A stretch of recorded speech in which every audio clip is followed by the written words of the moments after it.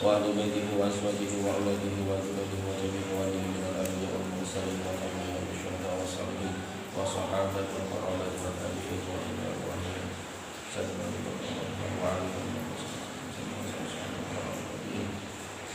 إلى أرواح آبائنا وأمهاتنا وجدنا وجدتنا ومشايخنا ومشايخنا وأصحابنا وسلم ونوصل على روح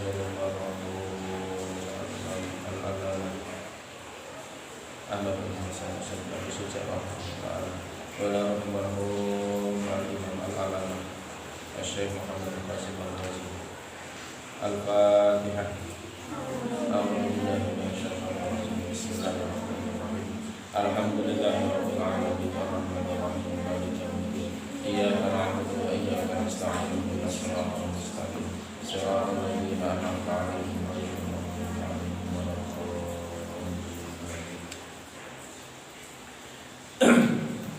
A'udzu billahi minasyaitonir rajim. Bismillahirrahmanirrahim. Qala al-musannifu rahimahullahu ta'ala faslun wa furudul wudu'i sittatu asya'a. Bismillahirrahmanirrahim. Faslun utawi iki iku fasal suwiji. Wa furudul wudu'i utawi pira-pira fardune wudu, fardune rukune wudu.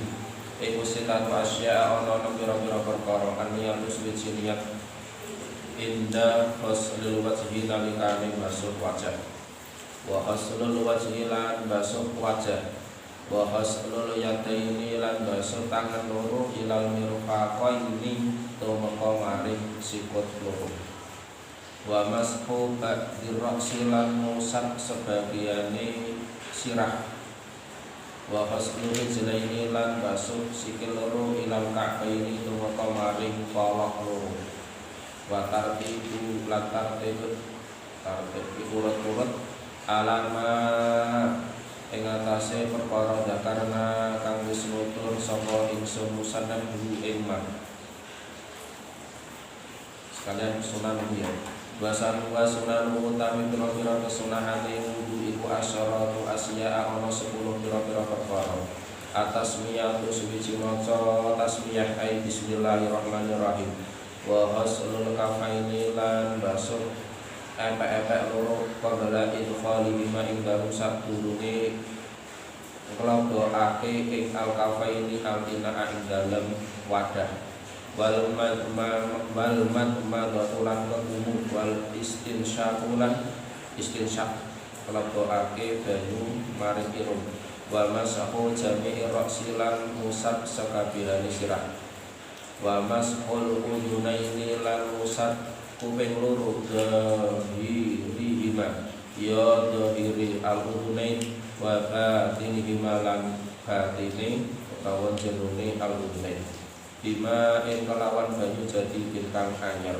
wa takhli uleh yati lan nyelani jenggot al-kitati ana sing al-katifati kang kandel wa takhlili asabi al-yadaini lan nyelani pira-pira drijine tangan loro wa rijlaini lan sikil loro wa taqaddimul yumna lan dinginake anggota wudu kang tengen alal yusra ing atase anggota wudu kang kiwa wa taharatu lan sesuci salatan hali ambal telu salatan hali ambal telu wal muwalatulan nuri.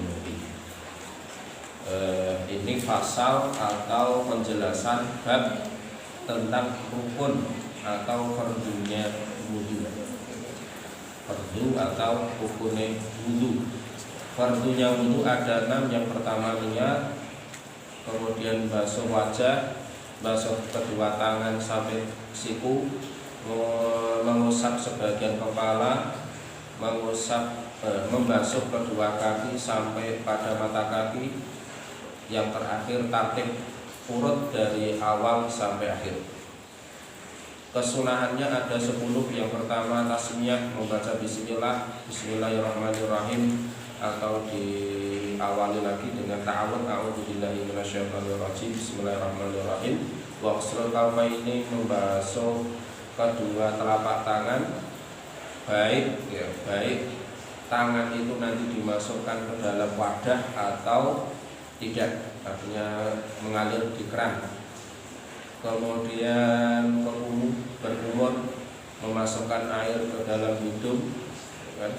Mengusap seluruh kepala, mengusap kedua telinga baik zahir maupun batinnya dengan air baru. Kemudian menyela-nyela jenggot yang tebal, menyela-nyela jari-jari baik jari-jari tangan maupun kaki.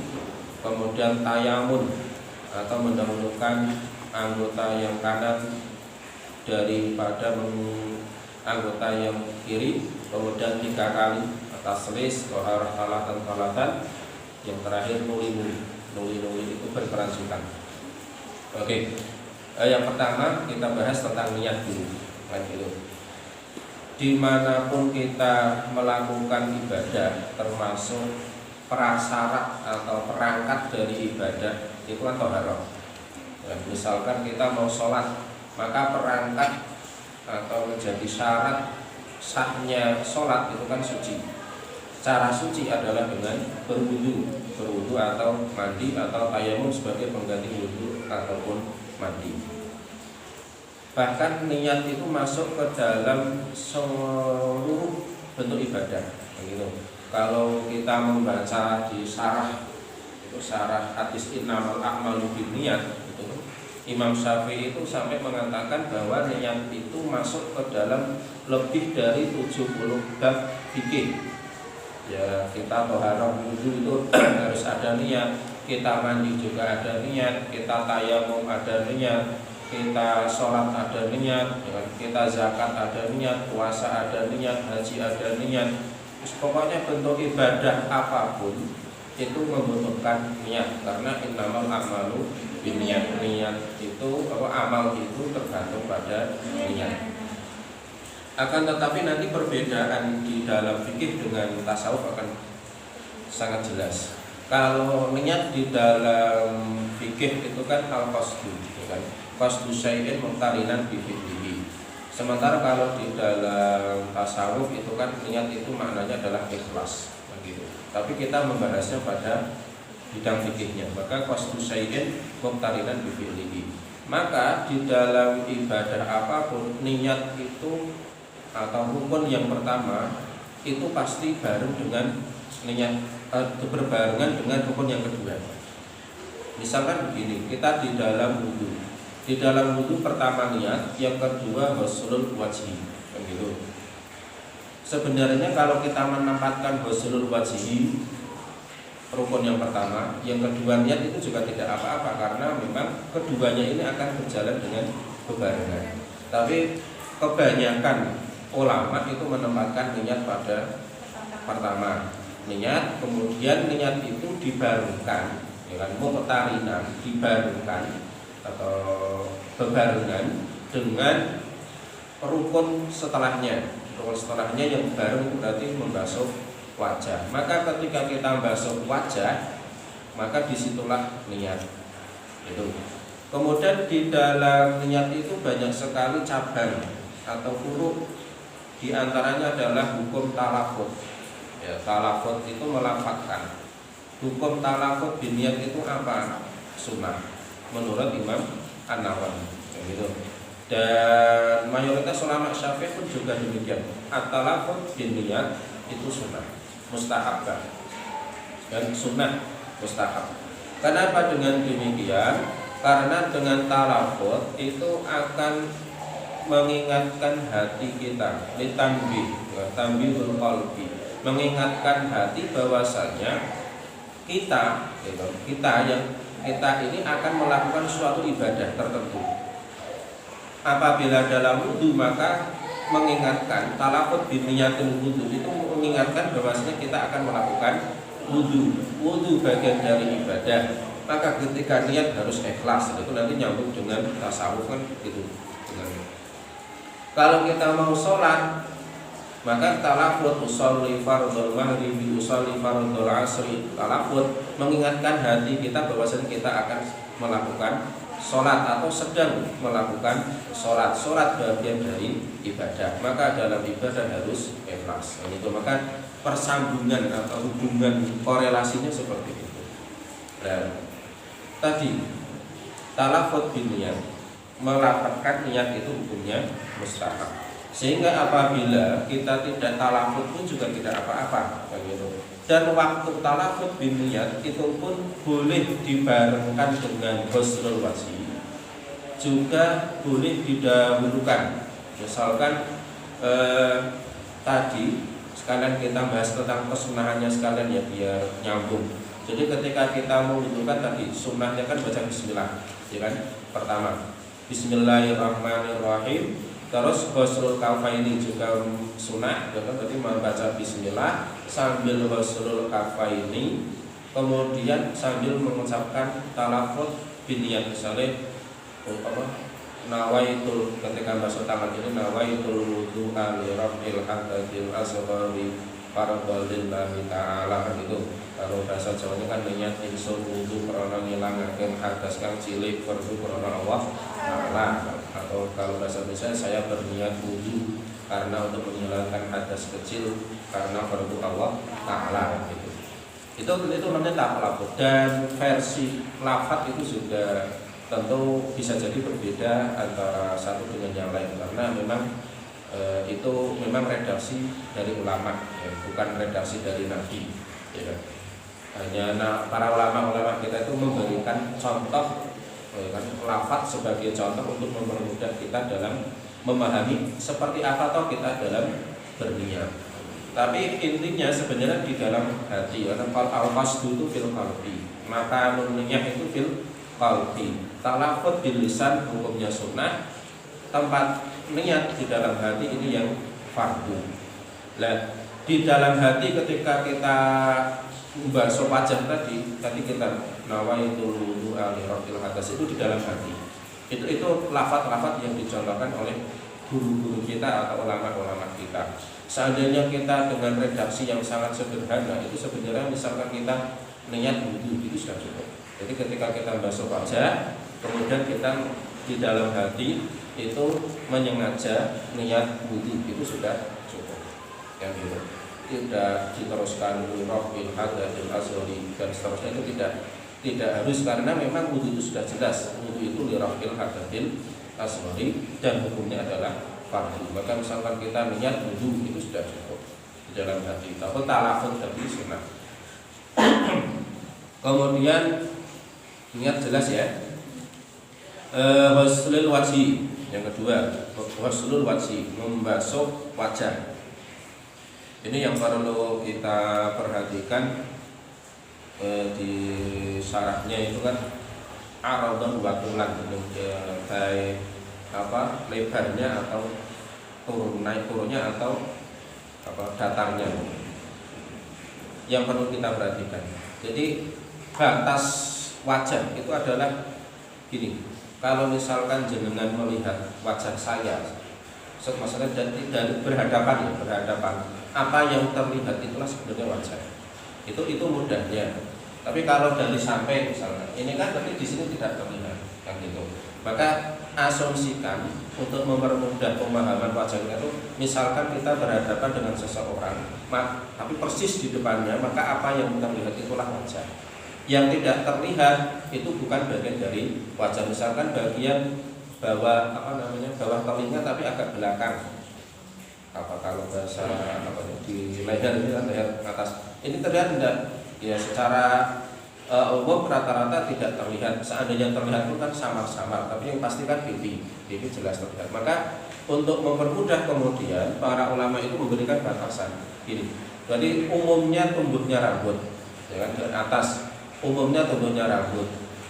Umum berarti orang umum. Kalau misalkan nyuwun sewu ya, misalkan dia botak, akan ada yang laki-laki misalnya botak ke belakang, maka tetap batasan wajah itu seandainya umumnya orang itu tumbuhnya dari mana. Jadi misalkan botak ya tidak dari belakang, tapi tetap dari atas. Ini jadi umumnya di mana seseorang atau kepala seseorang itu tumbuh rambut. Terus ke bawah itu ini habisnya dagu. Kemudian meskipun para sebagian ulama itu menyempurnakan sampai habis. Jadi permulaan apa ini namanya? Kalau yang laki-laki itu ada yang jakun ya. Ada yang sampai segitu, tapi sebenarnya tidak itu. Tapi sampai batas akhir dagu itu sudah termasuk bagian batasnya, tidak sampai ke dalam. Kemudian bagian kanan kiri ya ini kalau jenengan megang apa namanya telinga itu kan ada cenil kecil ya, itu namanya daun telinga. Itulah yang dimaksud batas. Jadi atau katakan misalkan dari atas jenengan tarik, berarti kan ini tumbuh rambut ketemu daun telinga, berarti sini berarti kan ini ke bawah berarti kan ini kan berarti daun telinga tarik ke bawah, berarti ini di sini itu sudah bukan bagian dari anggota wajah yang harus dibasuh, berarti tinggal ditarik ke bawah kan ketemunya kan sini gitu kan, sini sama. Atau misalkan jenengan pakai apa itu caping atau pakai topi yang ada talinya kan mesti tahu. Nanti nyangkutnya tali itu di mana? Ini itu batasan wajah. Maka kalau bagi yang laki-laki itu sebenarnya mudah sekali. Tapi bagi cewek, panjenengan yang cewek-cewek itu biasanya yang perlu diperhatikan itu kalau wudhu, tapi di tempat umum. Wudhu di tempat umum, mau lepas jilbab atau kerudung tidak nyaman. Kan kalau ada tempat wudhu khusus untuk cewek atau untuk wanita itu tidak masalah, nanti lepas jilbab. Tapi kalau yang tidak memungkinkan untuk lepas jilbab kan, maka yang perlu diperhatikan tangan ini masukkan. Kan kadang kerudung itu kan kadang sampai sini, kadang sampai sini, ada kan bagian daun telinganya kan tertutup. Maka ketika wudhu, ya kan, ini dimasukkan jarinya. Di jarinya pastikan bahwa daun telinga cemilan di sini ini terkena jari yang kena air yang basah. Ini pastikan, karena kalau hanya sekedar luar, sementara nanti ada kerudung yang menutupi bagian belakang tadi daun telinga, ini jika tidak tersentuh air maka membasuh wajahnya tidak sah. Membasuh wajah tidak sah berarti satu rukun wudhu tidak terpenuhi. Satu rukun saja tidak terpenuhi, wudhunya tidak sah. Wudhunya tidak sah, nanti akibat selanjutnya salah panjang, tidak termasuk sholat tidak sah dan lain-lain. Ini maka yang perlu diperhatikan itu. Kemudian waslul yadain, membasuh kedua tangan sampai pada dua siku. Ini siku sampai siku itu ya yang biar kalau yang depan ya biasanya kan ada garis itu kan, garis jelas ya. Garis ini melingkar saja, melingkar itu nanti ketemunya tetap di sini. Untuk ukuran tangan yang waras ya, kalau yang cacat tentu beda ya kan. Ini kita mikirnya atau asumsinya ya yang sehat secara fisik. Maka di sini ada ini lekukan, bekas garis lekukan ini, tarik aja pasti ketemunya di ujung sini. Nah ini yang berarti itu siku itu ini. Artinya sebenarnya fardu itu hanya sampai sini, kan gitu. Cuman baiknya juga jangan sampai sini saja, tetap dilebihkan, kan gitu. Yang seringkali terabaikan bagi yang suka pakai lengan panjang, baik cowok maupun cewek. Kalau cewek rata-rata kan panjang. Itu kadang jenengan kalau pakai panjang kan kadang disingkat kadang kan ini tidak sampai, karena mungkin yang ketat itu kadang hanya sampai segini lah, misalkan. Ya kan ada ya yang baju yang lengan panjang tapi ketika disingkapkan ke atas, tarik ke atas hanya segini, karena mungkin saking ketatnya. Maka ini sebenarnya jadi pembelajaran bagi yang cewek-cewek itu kalau pakai baju yang ini yang agak rendah. Tapi sekiranya kok ketat hanya segini, nah ini yang perlu diperhatikan. Berarti kalau wudhu tangan harus dimasukkan, kan gitu. Dimasukkan sekiranya memang tadi siku ini terkena air. Nah, itu maka ribetnya itu di situ kadang. Kemudian kalau air mengalir, air pakai keran mengalir itu kadang yang sering terabaikan itu malah sini. Kadang kita fokus di atas, nah, itu ternyata kan ada nyisir gini kan, ternyata bagian sini tidak kena air. Maka kalau wudhu itu baiknya dipakai tangan digosok, kita pastikan telapak tangan kita ini menyentuh bagian-bagian yang merupakan bagian dari anggota wudhu. Kalau tangan ya tadi situ. Ini yang perlu kita kita perhatikan bersama karena demi keabsahan ibadah gitu. Jelas ya. Termasuk ini yang suka memelihara kuku, ya kuku. Maka kalau saya itu kan nggak seneng melihara kuku. Kalau panjang dikit aja saya potong. Kalau yang suka melihara kuku, pastikan bagian bawah kuku juga terkena air. Nah, itu kalau kukunya panjang, kemudian ada hitam-hitamnya, ada kotorannya atau itu hitam-hitam itu, dipastikan hitam itu hitam apa, dan gitu. Apakah bisa menghalangi pertemuan air dengan kulit atau tidak? Apakah menghalangi pertemuan air dengan kuku atau tidak? Kalau sekiranya terkena air kemudian ikut basah karena mungkin lunak ya, itu tidak apa-apa. Tapi kalau sekiranya tanah atau apa yang sekiranya padat, keras, itu bisa jadi itu akan menghambat atau bahkan menghalangi pertemuan air dengan kulit atau kuku bagian bawah. Maka itu harus betul-betul dibersihkan begitu. Nah, maka misalnya jenengan kukunya panjang, belum mandi, ukur ya, garuk-garuk, tiba-tiba ada hitam-hitamnya, kotoran bolat atau apa itu kan. Kadang kan seperti itu, langsung wudhu. Tapi langsung nanti ketika air mengalir tinggal digencati atau dipencati apa namanya, ya kan? Dipencati gini, air masuk, meskipun ada hitam-hitamnya, tapi kalau diperkirakan hitam-hitam itu tidak menghambat pertemuan air dengan kulit, maka tidak apa-apa kan gitu. Karena terlalu lunak kan kadang seperti itu, tidak apa-apa. Maka yang perlu diperhatikan itu bagian bawah kulit. Atau yang suka pakai apa itu kitek, ya orang Jawa mengatakan kitek. Kalau bahasa Indonesianya apa kitek itu? Yang biasanya untuk mewarnai kuku, kotek.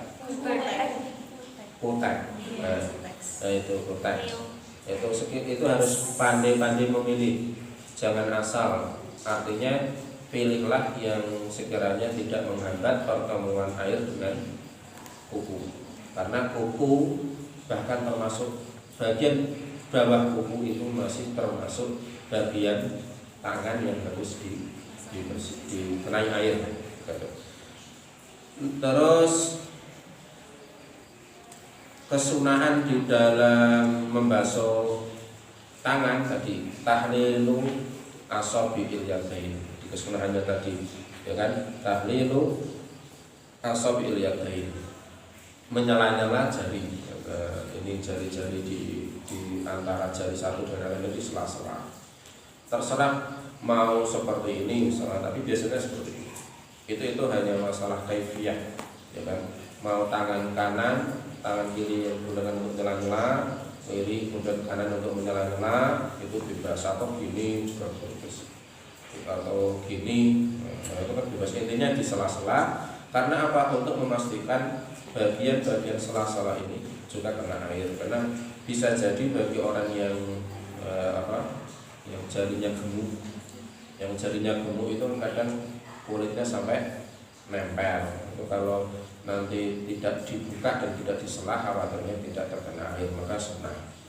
Itu termasuk tadi yang terlewat itu tahlilul lihyah. Tahlilul lihyah itu nyela-nyela jenggot, tapi kan kalau yang panjenengan kan tidak berjenggot. Yang berjenggot yang laki-laki kan itu jenggot. Maka kita lewati saja kan itu. Kemudian rukun yang ke berapa? 1, 2, 3, 4 ya. Mengusap sebagian kepala. Mengusap sebagian kepala. Sebagian, hanya sebagian. Sebagian itu berapa? Sebenarnya cuma satu titik, ya kan? Atau satu jari, satu titik jari. Dan itu sekira, dan itu sebenarnya tidak harus kulit kepala ya. Tadi kan kalau batasan wajah jelas ya, berarti yang di luar itu wajah, yang di dalam, yang tumbuh rambut itu namanya kepala. Maka sebenarnya tidak harus kulit. Kalau kulit jelas itu pasti sahnya, begitu. Tapi kalau bukan kulit, hanya sekedar mengenai rambut, maka syarat untuk dikatakan sah adalah apabila rambut itu ditarik keluar, itu tidak sampai keluar wajah, tidak keluar batas kepala, atau tidak mengenai sampai pada wajah, itu saja. Misalkan begini, saya hanya wudhu, hanya basuh, saya mengusap kepalanya ini ketika saya tarik, ya kan? Saya tarik ini kan keluar ini, ya kan? Maka ini tidak sah. Tapi kalau misalkan yang terkena atas ini, saya tarik ke kanan, ke kiri, maju, ke belakang, kan tidak keluar dari batas, maka ini tetap sah. Ini dalam mazhab Syafi'i hanya ba'di itu sebagian, gitu. Jadi hanya sedikit pik dengan wudhu, ya kan? Tangan dibasahi air, langsung masukkan ke dalam, masih pakai kerudung, sudah cukup. Itu hebatnya mazhab Syafi'i seperti itu. Kalau dalam mazhab Abu Hanifah satu telapak tangan. Itu nanti kalau jenengan mungkin ternyata lagi kumpul dengan yang tidak semadhab, satu telapak tangan. Kalau Maliki itu malah semuanya, kayak gitu. Kalau dalam Syafi'i semua kepala hukumnya sunnah. Tapi kalau Malikiyah itu semua itu rukun. Maka kalau jenengan lihat orang-orang Saudi, orang-orang Madinah khususnya yang rata-rata mazhab Maliki itu wudunya ya semua kepala. Jadi tangan dibasahi, kemudian ini langsung gini. Biasanya kan ini jempol ya, jempol ini taruh di kening ini tarik, tarik maju lagi.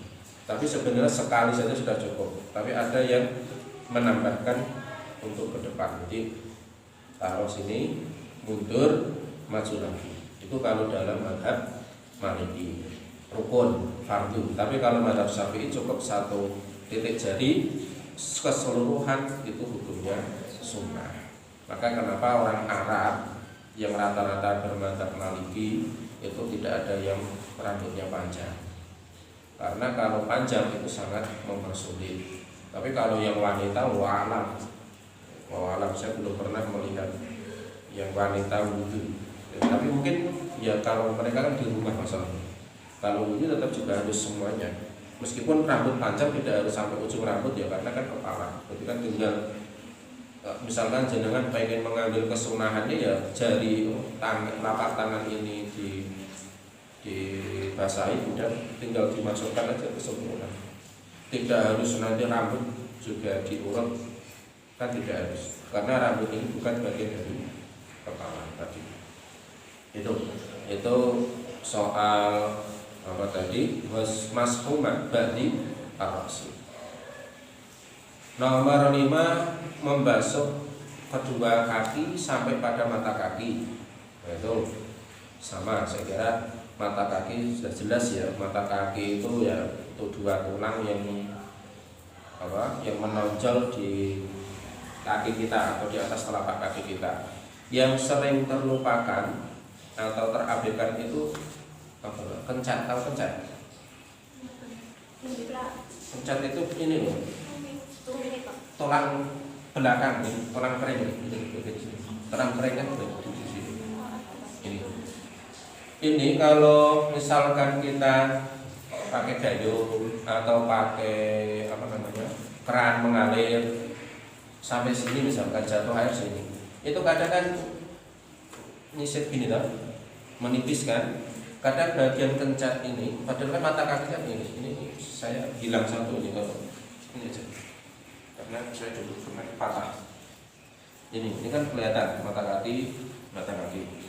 Ini kadang bagian sini ini yang tidak terkena air. Karena apa? Kita wudu hanya mengenai sini. Kalau hanya diguyur saja dari atas ya. Kadang bagian sini ini tidak terkena. Padahal ini kan masih, kalau kita lingkar, ini kan masih bagian dari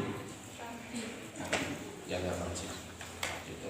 Pokoknya yang menurut kalau saya kan ini hilang, yang belakang masih yang depan hilang. Karena dulu pernah jatuh terus meleset ketika penyembuhan hilang. Itu jelas ya. Jadi itu. Tapi memang bagusnya sebaiknya tetap dilebihkan saja. Kemudian kesunahannya tadi asobiknya, tahlilul asobik tadi, jarinya di sela-sela, ya. Jarinya di sela-sela. Terus bagian bawah ini, bagian jari-jari kaki ini juga rawan tidak terkena air. Hati-hati. Kalau tangan itu lebih mudah, tapi kaki yang jari bawah ini mungkin bagi yang suka kesehariannya itu selalu pakai sepatu, itu kadang jari itu agak bengkok ya, bengkok ke dalam, sehingga di sini itu kadang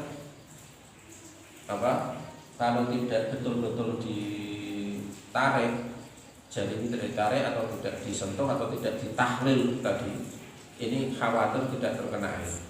Maka jenengan itu hati-hatinya di situ. Jangan hanya cukup atas kena air, kemudian maka sebaiknya gini, kalau wudu itu gantian kan 3 kali kan, sunahnya kan 3 kali.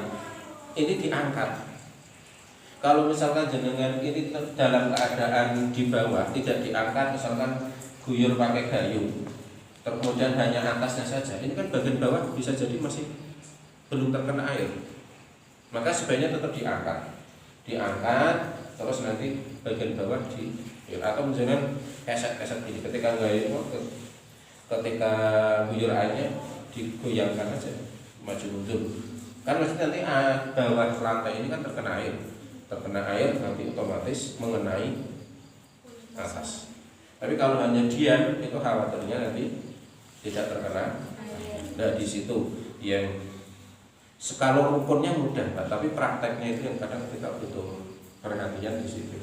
Maka jangan nanti setelah belajar seperti ini harus koreksi diri, kira-kira wudunya kemarin benar enggak ya, kan gitu.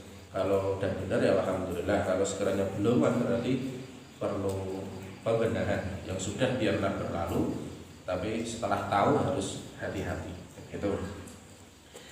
Terakhir dari rukun wudu taklid harus urut dari tadi niat bersama dengan ghuslul wajhi, kemudian ghuslul yadain, masuk ba'dil ra'si, ghuslul rijlain, ini harus urut. Tidak boleh tidak urut. Tangannya dulu baru wajah, tidak boleh kan gitu. Kesunahannya adalah mualat. Tadi di kesunahan terakhir di mualat. Mualat itu berkelanjutan.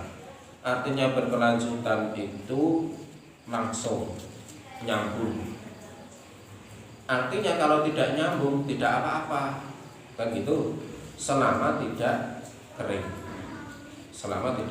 kering. Misalkan gini, jenengan wudu di pondok, di mahat, tiba-tiba baru dapat wajah sama tangan, airnya habis, kan gitu.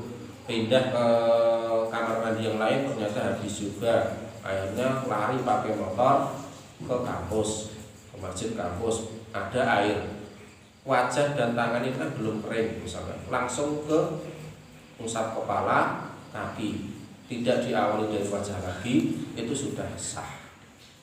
Karena mualatun tadi itu adalah kesunahan, bukan wajib. Tapi tadi batasannya jangan sampai kering. Jadi misalkan gini, kadang-kadang kita lihat orang wudu sambil ngobrol, wudu sambil lari-lari, main-main, kejar-kejaran, ya itu nggak apa-apa misalkan gitu. Atau misalkan wudu dipanggil langsung ke kamar dulu, misalkan disuruh ngambilin kunci, misalnya jenengan wudu, tiba-tiba ada tamu, assalamualaikum, waalaikumsalam, habis itu lari buka pintu, habis buka pintu lari lagi ke kamar mandi, wudhu lagi, lanjut, itu tidak apa-apa. Yang penting belum kering. Tapi kalau sudah kering ya harus dimulai dari awal. Jadi mualatun tadi. Kemudian termasuk kesunahan taqdimul yumna lalu yusra, mendahulukan yang kanan dari yang kiri, karena memang dalam kaidah itu kan dalam hal kebaikan itu kan memang disunahkan untuk mendahulukan yang kanan. Lah wudu itu termasuk perkara yang baik. Jenengan makan itu baik, maka tetap kanan. Jenengan masuk rumah itu berarti kita menuju tempat yang lebih mulia daripada tempat yang biasa. Di luar rumah itu secara maqam derajat, ya kan, di luar rumah dengan di dalam rumah itu lebih mulia di rumah. Maka ketika masuk rumah kaki kanan, masuk masjid ya sama kaki kanan. Tapi kalau masuk WC, di WC dengan di luar WC itu dianggap luar WC lebih mulia, maka masuk ke WC tangan kaki kiri. Tapi ketika keluar karena menuju tempat yang lebih mulia, maka menggunakan kaki kanan. Jadi kaidahnya seperti itu. Pokoknya dalam hal kebaikan, dalam perkara mulia itu kesunahannya dengan kanan. Itu meskipun kita tidak bisa menafikan sebagian orang yang memang punya tabiat kidal ya, misalkan memang dia bisanya kiri, jadi itu istisnainya, pengecualian saja. Kan ada orang yang kadang makan pakai kiri, nulis pakai kiri, tapi memang yang aktif ini kiri, yang kanan memang tidak terlalu aktif, itu pengecualian. Tapi kalau bagi umum, orang umum yang memang normal pada umumnya, maka tetap kanan itu lebih didahulukan. Termasuk 3 kali tadi. Taharah salasan ini kita bahas kemarin ya, ketika membahas mustakmal, air mustakmal kan. Yang mustakmal itu kan setelah digunakan di rafi hadasin au izalatin najasin. Kalau sekali saja sudah rafi hadasin au izalatin hadasin, maka yang kedua dan ketiga itu tidak wajib. Artinya tidak wajib berarti basuhan kedua dan ketiga itu tidak menjadikan mustakmal. Kan itu. Karena 2, 3 itu adalah bagian dari sunnah. Yang wajib pertama saja. Jadi maka biasakan kalau wudhu itu sekali itu sudah sah, sehingga ketika menambah yang kedua dan ketiga itu bagian dari sunnah. Jadi biasakan seperti itu. Basuh wajah langsung semua, jangan langsung diratakan. Kan gitu, tangan ini meraba semua wajah, kan gitu, wudhu ratakan, kan gitu, langsung keliling semua wajah. Akhirnya yang kedua itu sudah suka-suka kita, mau rata tidak apa-apa, mau lebih baik tidak rata sudah tidak apa-apa, karena tadi yang pertama sudah rata. Ketika tangan langsung biasakan tangan ini jalan ke seluruh anggota tangan tadi sampai ke kuku misalkan, jadi langsung semuanya kan gitu. Nanti yang kedua hanya sekedar menyiram biasa, itu sudah sunnah. Kaki juga demikian, telinga juga demikian. Kemudian yang terlewat tadi masul udhunain dzahirihima wa batinihima, mengusap kedua telinga ya, telinga baik dzahir maupun batin. Dzahir itu yang luar, batin itu yang dalam. Caranya sebenarnya yaitu suka-suka saja. Tapi para kiai-kiai kita itu mencontohkan untuk sederhana, ini jari, telunjuk jari, ini jempol yang kita pakai ini aja sebenarnya. Tapi kalau mau pakai semua ya sebenarnya tidak apa-apa. Tapi sebenarnya cukup dengan 2 jari masuk ke lubang, ya kan? Jempol ini nempel di bagian belakang sini. Jadi ini masuk, kemudian jenengan putar. Kan ada alurnya itu di dalam batin telinga. Itu kan ada alurnya kan itu. Ini untuk jari. Jadi jari ini untuk ngorek-ngorek alur telinga bagian dalam. Terus jempol ini bagian luar. Jadi gini. Serap, muter, kemudian jempol kita tarik ke atas. Tahu ya? Jari, jadi bareng bisa. Jadi muter, jempol tarik ke atas. Selesai. Itu sudah dzahirihima wa batinihima, luar dan dalam sudah tersentuh jari kita. maka itu sunnah. Dan dalam mazhab Syafi'i berpendapat bima'in jadid, dengan air yang baru. Artinya kan tadi ngusap kepala, terus tangannya dibasahi lagi dengan air yang baru telinga. Tapi kalau dalam mazhab Maliki dan Hanafi, Hambali Maliki itu langsung. Jadi ketika kepala tadi kan semua, kalau Maliki tadi semua itu langsung ke telinga. Bedanya di situ.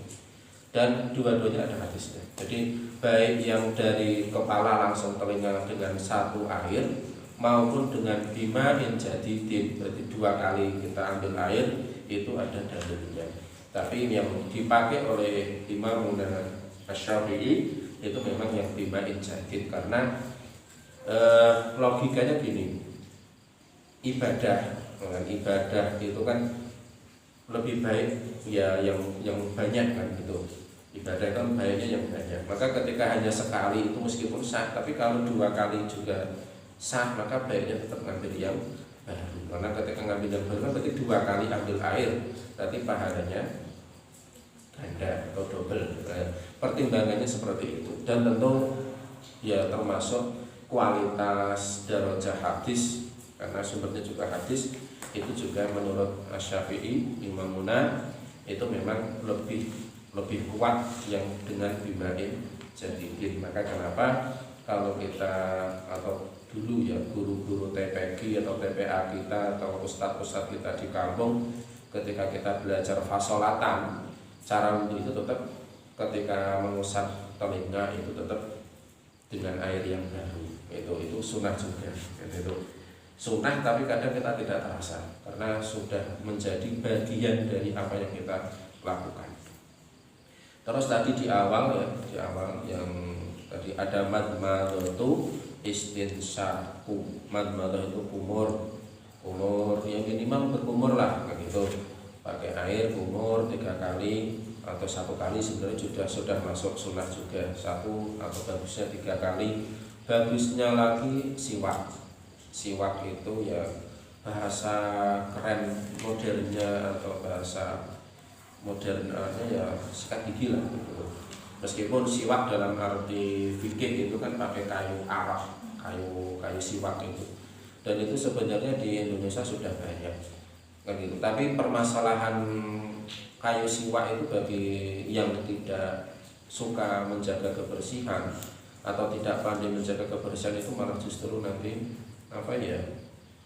muncul rasa jijik lah gitu. Sudah masuk mulut nanti disimpan di saku, nanti masuk mulut lagi. Itu kan kalau tidak tidak menjaga kebersihan malah bisa jadi penyakit kan gitu. Karena kan semestinya kan masuk mulut dicuci atau disemprot, dimasukkan ke plastik tertutup rapat, nanti digunakan lagi. Tapi kan kadang kalau enggak, karena kan pakai sapu kayu terus terusnya. Tapi kalau kita pakai sikat gigi kemudian pasta gigi kan selesai pasti kita siram. Nah, itu. Cuman kadang juga kelemahannya kita kemana-mana tidak membawa itu. Nah, maka ya kemudian sebenarnya mudah lagi karena zaman itu konteksnya selalu berubah. Misalkan sekarang kan banyak permen-permen yang mint ya, permen rasa mint. Jadi sebelum itu makan permen dulu lah gitu. Karena tujuan siwak itu kan untuk menghilangkan bau mulut. Tujuan awalnya itu, tujuan aslinya. Maka ya kalau dalam konteks dulu kan belum modern ya, hanya pakai kayu siwak itu tadi. Kalau sekarang ya, maka kalau memang kita ambil makosidnya, tujuannya apa, maka kan kalau tujuannya adalah menghilangkan bau mulut kan bisa pakai permen mint atau apa, sehingga bau mulut itu sudah hilang, relaksa atau apa kan itu sudah bisa, banyak sekali. Kumur termasuk tadi.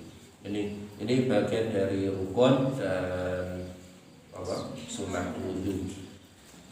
Sekian, assalamualaikum warahmatullahi wabarakatuh. Waalaikumsalam warahmatullahi wabarakatuh.